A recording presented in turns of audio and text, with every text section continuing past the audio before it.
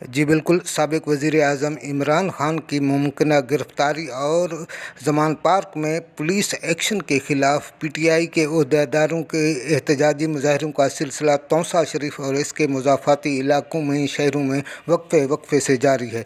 अभी इस वक्त भी पेशावर कराची रोड तौसा शरीफ टिबी कसरानी में एहतजाजी मुजाहरा किया जा रहा है, जिसकी क़यादत साबिक MP सरदार मुमताज़ अहमद कसरानी और MLA ख्वाजा शिराज महमूद कर रहे हैं।